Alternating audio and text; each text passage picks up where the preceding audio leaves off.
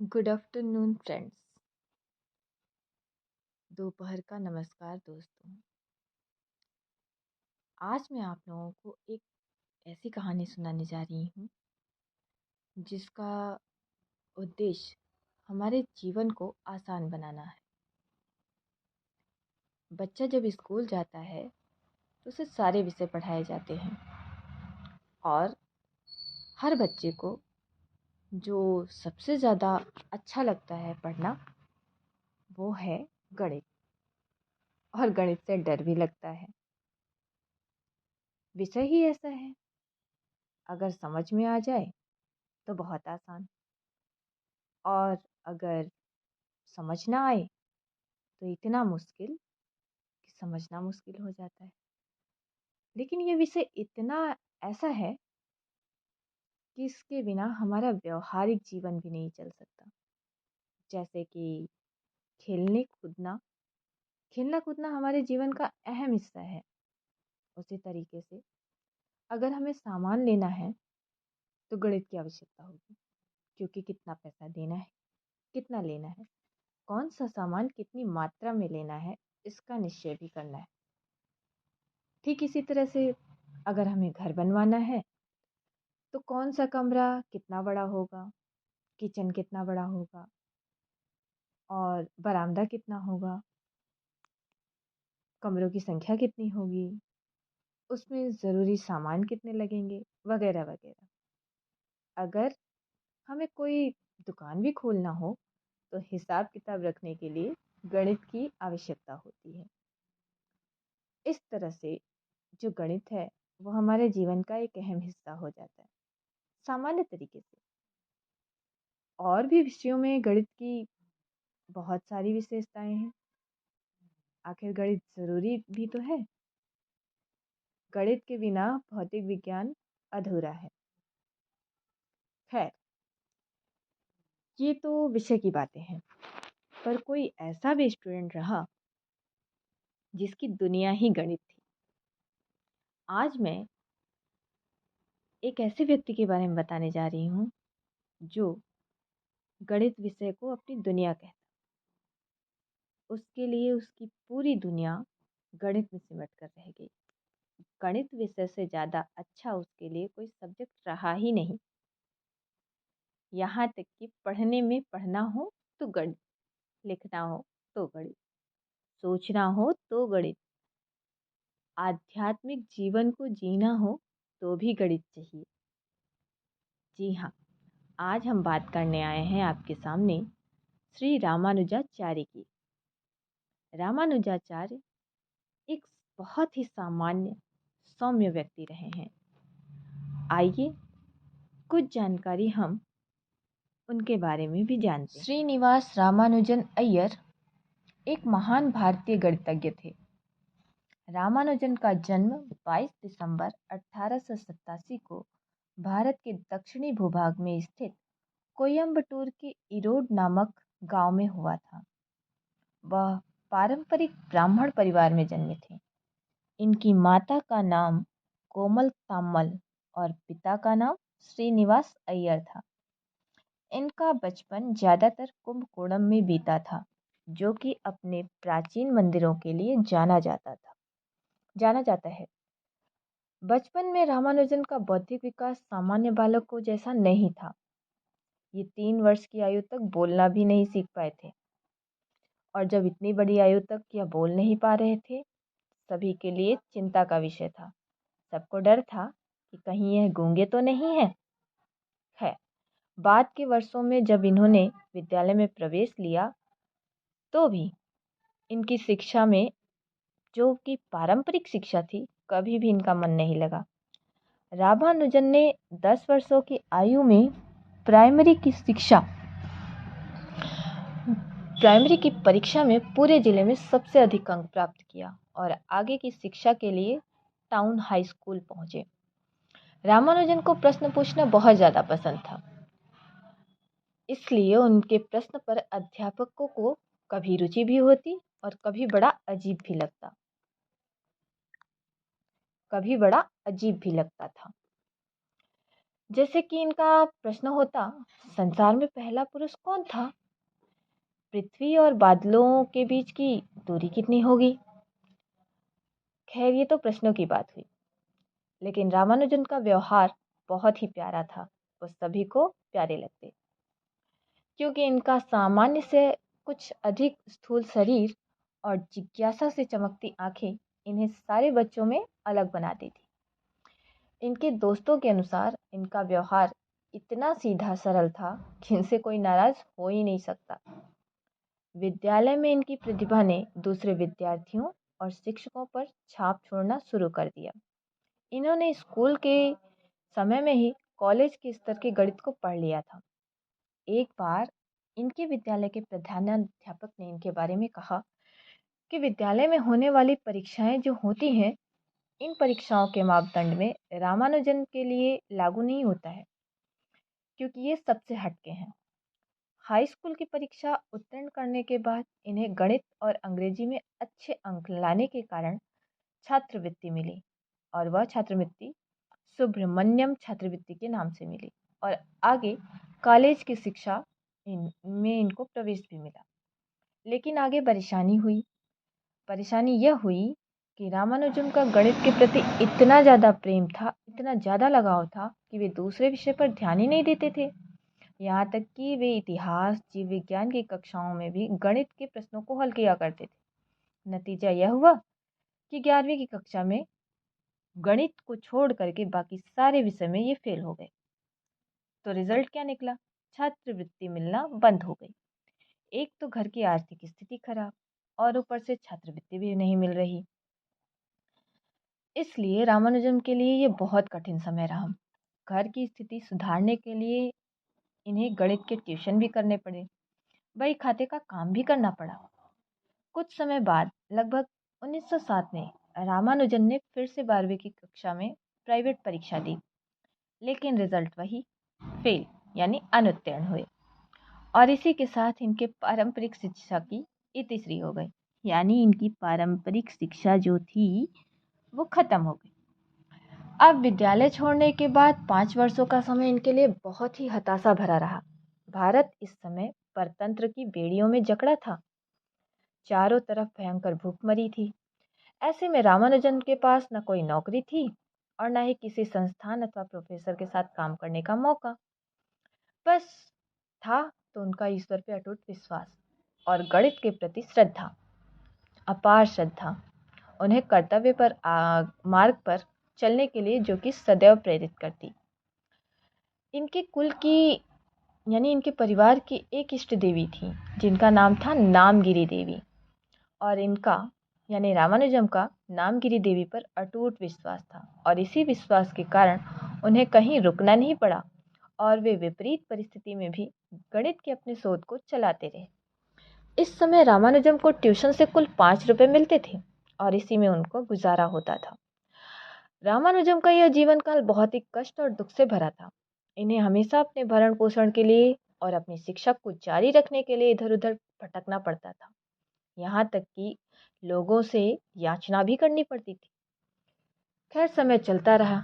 इसी बीच वर्ष 1908 में इनके माता पिता ने इनका विवाह जानकी नाम की कन्या से कर दिया। अब विवाह हो गया तो सब कुछ भूलकर गणित में डूबना संभव तो नहीं है, इसलिए उन्हें नौकरी की तलाश में मद्रास जाना पड़ा। 12वीं की परीक्षा उत्तीर्ण नहीं की थी, इस वजह से इन्हें नौकरी मिल नहीं रही थी और स्वास्थ्य भी खराब हो गया था। अब डॉक्टर की सलाह ली तो इन्हें वापस अपने घर यानी कुंभकोणम आना पड़ा।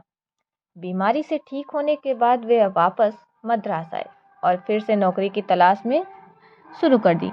ये जब भी किसी से मिलते थे तो उसे अपना एक रजिस्टर दिखाते। इस रजिस्टर में इनके द्वारा गणित में किए गए सारे कार्य होते। इसी समय किसी के कहने पर रामानुजम वहाँ के डिप्टी कलेक्टर, जिनका नाम था श्री वी रामास्वामी अय्यर, इनसे मुलाकात हुई। अय्यर गणित के बहुत बड़े विद्वान थे।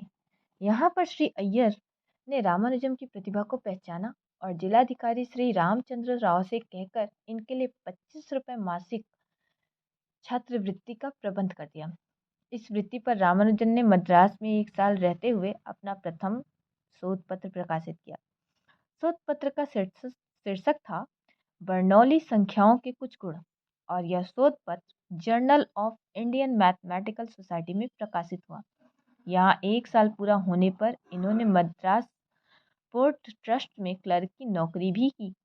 सौभाग्य से इस नौकरी में ज़्यादा काम का बोझ नहीं था और इन्हें अपने गणित के लिए पर्याप्त समय मिलता था। यहाँ पर रामानुजन रात भर जागकर नए नए गणित के सूत्र लिखा करते थे और फिर थोड़ी देर बाद तक आराम करते, फिर दफ्तर के लिए निकल जाते। फिर रामानुजन गणित के शोधों को स्लेट पर लिखा करते थे और बाद में उसे एक रजिस्टर में लिख लेते। रात को रामानुजम के स्लेट और खड़िए की आवाज़ के कारण परिवार के जितने भी सदस्य रहते उनकी नींद चौपट हो जाती। खैर, समय बीतता रहा। इस समय की जो स्थिति थी वह भारतीय और पश्चिमी रहन सहन में काफ़ी बड़ी अंतर थी। इस वजह से सामान्य भारतीयों को अंग्रेज वैज्ञानिकों के सामने अपनी बातों को रखना, उनको समझाना, ये काफ़ी कठिन था। इधर स्थिति कुछ ऐसी थी कि बिना किसी अंग्रेज गणित के यानी अंग्रेजी यानी कहें कि फॉरेन गणितज्ञ की सहायता के लिए शोध कार्य को आगे बढ़ाना बहुत मुश्किल था। इस समय रामानुजन के पुराने शुभचिंतक इनके काम आए और इन लोगों ने रामानुजन द्वारा किए गए कार्यों को लंदन के प्रसिद्ध गणितज्ञों के पास भेजा। पर यहाँ इन्हें कुछ विशेष सहायता नहीं मिली, लेकिन एक लाभ हो गया। इससे लोग रामानुजम को थोड़ा बहुत जानने लगे थे। इसी समय रामानुजन ने अपने संख्या सिद्धांत के कुछ सूत्र प्रोफेसर सेसु अय्यर को दिखाए, तो उनका ध्यान लंदन के ही प्रोफेसर हार्डी की तरफ गया। प्रोफेसर हार्डी उस समय विश्व के बहुत बड़े गणितज्ञ थे और अपने सख्त स्वभाव और अनुशासन प्रियता के कारण जाने जाते थे। प्रोफेसर हार्डी के शोध कार्य को पढ़ने के बाद रामानुजन ने उन्हें बताया कि उन्होंने प्रोफेसर हार्डी के अनुत्तरित प्रश्न यानी जिसका उत्तर वह नहीं निकाल सके हैं उसको खोज निकाला है। अब रामानुजन का प्रोफेसर हार्डी से पत्र व्यवहार शुरू हो गया। अब यहाँ से रामानुजन के जीवन में एक नए युग का सूत्रपात हुआ जिसमें प्रोफेसर हार्डी की बहुत बड़ी भूमिका थी। यह युग है प्रोफेसर हार्डी ने जिस तरह से एक जौहरी हीरे की पहचान करता है उसी तरह से उनको चमकाया। प्रोफेसर हार्डी के जीवन में वैसा ही स्थान प्रोफेसर हार्डी का है, रामानुजम के जीवन में प्रोफेसर हार्डी का स्थान है। प्रोफेसर हार्डी आजीवन रामानुजन की प्रतिभा और जीवन दर्शक के प्रशंसक रहे। रामानुजन और प्रोफेसर हार्डी की जो मित्रता थी वह दोनों के लिए लाभप्रद हुई। एक तरह से देखा जाए तो दोनों एक दूसरे के पूरक रहे। प्रोफेसर हार्डी ने उस समय के विभिन्न प्रतिभाशाली व्यक्तियों को 100 के पैमाने पर आंका। अधिकांश गणितज्ञों को उन्होंने 100 में से 35 अंक दिए और जो कुछ विशेष थे उन्हें 60 अंक, लेकिन रामानुजम को 100 में से पूरे 100 अंक दिए थे। स्टार्टिंग में रामानुजन ने जब अपने किए गए शोध कार्य को प्रोफेसर हार्डी के पास भेजा तो वे उन्हें पूरी तरह समझ नहीं पाए, लेकिन जब उन्होंने अपने बाकी के दोस्तों से सलाह ली जो कि गणितज्ञ ही थे, तो इस निष्कर्ष पर पहुंचे कि रामानुजम जैसा व्यक्ति मिलना बहुत मुश्किल है और उनके द्वारा किए गए कार्य को ठीक से समझने और उसे आगे बढ़ाने के लिए उन्हें इंग्लैंड आना चाहिए। इसलिए उन्होंने रामानुजम को कैम्ब्रिज आने के लिए आमंत्रित किया। कुछ व्यक्तिगत कारण और धन की कमी के कारण रामानुजन ने प्रोफेसर हार्डी के कैम्ब्रिज के आमंत्रण को स्वीकार नहीं किया।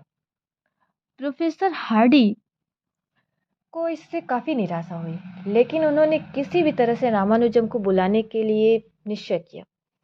इसी समय रामानुजम को मद्रास विश्वविद्यालय में शोध वृत्ति मिल गई, जिसके कारण उनका जीवन कुछ और सरल हो गया और उनको शोध कार्य के लिए पूरा समय भी मिलने लगा। इसी बीच एक लंबा पत्र व्यवहार हुआ, जिसके बाद धीरे धीरे प्रोफेसर हार्डी ने रामानुजम को कैम्ब्रिज आने के लिए सहमत कर लिया।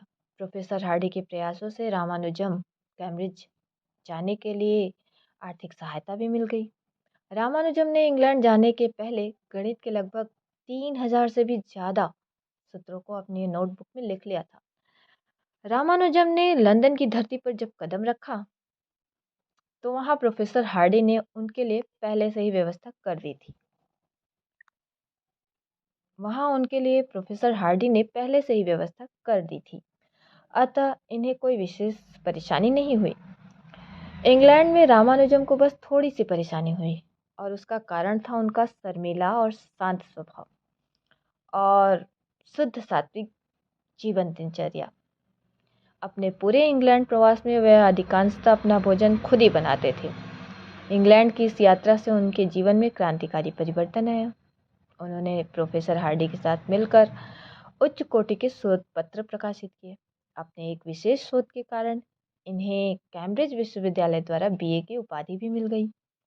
लेकिन वहाँ की जो जलवायु थी और रहन सहन की शैली उनके अधिक अनुकूल नहीं थी और उनका स्वास्थ्य खराब हो गया। डॉक्टरों ने इसे क्षय रोग बताया। उस समय क्षय रोग की कोई दवा तो थी नहीं, तो रोगी को सैनिटोरियम में रहना पड़ता था। रामानुजम को भी कुछ दिन सैनिटोरियम में रहना पड़ा। वहाँ इस समय भी यह गणित के सूत्रों में नए नए कल्पनाएं किया करते थे। इसके बाद वहाँ रामानुजम को रॉयल सोसाइटी का फेलो नामित किया गया। ऐसे में जब भारत गुलामी की जंजीरों में जी रहा था, तब एक अश्वेत व्यक्ति को रॉयल सोसाइटी की सदस्यता मिलना बहुत बड़ी बात थी। रॉयल सोसाइटी के पूरे इतिहास में इनसे कम आयु का कोई सदस्य आज तक नहीं हुआ। पूरे भारत में उनके शुभचिंतकों ने उत्सव मनाया और सभाएं भी की। रॉयल सोसाइटी की सदस्यता के बाद वह ट्रिनिटी कॉलेज की फेलोशिप पाने में सफल रहे और वे ऐसा करने वाले पहले भारतीय बने। अब ऐसा लग रहा था कि सब कुछ बहुत अच्छा जा रहा है, लेकिन इसी बीच रामानुजन का स्वास्थ्य गिरता जा रहा था और अंत में डॉक्टरों की सलाह पर उन्हें वापस भारत लौटना पड़ा। भारत आने पर इन्हें मद्रास विश्वविद्यालय में प्राध्यापक यानी टीचर की नौकरी मिल गई और रामानुजम अध्यापन और शोध कार्य में फिर से रम गए।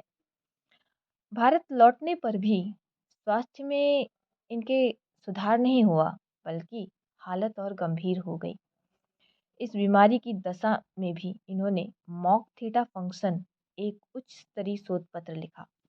रामानुजन द्वारा प्रतिपादित इस फलन का उपयोग गणित ही नहीं, बल्कि चिकित्सकीय विज्ञान में कैंसर को समझाने के लिए भी किया गया। इनका स्वास्थ्य गिरता रहा और ये सब चिंता का विषय बनता गया। यहाँ तक कि अब डॉक्टरों ने भी जवाब दे दिया था। अंत में रामानुजम के विदा की घड़ी आ गई और 26 अप्रैल 1920 प्रातः काल में वे अचेत हुए और दोपहर होते होते उन्होंने अपने प्राण त्याग दिए। इस समय रामानुजम की आयु मात्र 33 वर्ष थी। इनका असमय निधन गणित जगत के लिए अपूरणीय क्षति थी। पूरे देश विदेश में जिसने भी रामानुजम की मृत्यु का समाचार सुना, वह स्तब्ध रह गया। रामानुजम और उनके द्वारा किए गए अधिकांश कार्य अभी भी वैज्ञानिकों के लिए अबूझ पहेली है। एक बहुत ही सामान्य परिवार में जन्म लेकर पूरे विश्व को आश्चर्यचकित करने वाले अपनी इस यात्रा में इन्होंने भारत को अपूर्व गौरव प्रदान किया। उनका वह पुराना रजिस्टर जिसमें वे अपने प्रमेय और सूत्रों को लिखा करते थे, 1976 में अचानक ट्रिनिटी कॉलेज में पुस्तकालय में मिला। करीब 100 पन्नों का यह रजिस्टर आज भी वैज्ञानिकों के लिए एक पहेली बनी हुई है। इस रजिस्टर को बाद में रामानुजम की नोटबुक के नाम से जाना गया। मुंबई के टाटा मूलभूत अनुसंधान संस्थान द्वारा इनका प्रकाशन भी किया गया। रामानुजम के शोधों की तरह उनके गणित में काम करने की शैली भी बहुत विचित्र थी। वे कभी कभी आधी रात को सोते सोते जाग कर उठ जाते और स्लेट पर गणित के सूत्र लिखते और फिर सो जाते। इस तरह ऐसा लगता था कि वे सपने में भी गणित के प्रश्न हल कर रहे हों। रामानुजम के नाम के साथ ही उनकी कुलदेवी का नाम भी लिया जाता है। इन्होंने शून्य और अनंत को हमेशा ध्यान में रखा। और इसके अंतर संबंधों को समझाने के लिए गणित के सूत्रों का सहारा लिया। रामानुजन के कार्य करने की एक विशेषता थी। पहले वे गणित का कोई नया सूत्र या प्रमेय पहले लिख लेते थे, लेकिन उसकी उपपत्ति पर उतना ध्यान नहीं देते थे। इसके बारे में पूछे जाने पर वे कहते थे कि यह सूत्र उन्हें नामगिरी देवी की कृपा से प्राप्त हुआ है।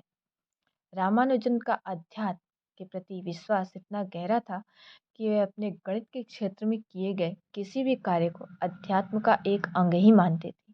वे धर्म और अध्यात्म में केवल विश्वास ही नहीं रखते थे, बल्कि उसे तार्किक रूप से प्रस्तुत भी करते थे।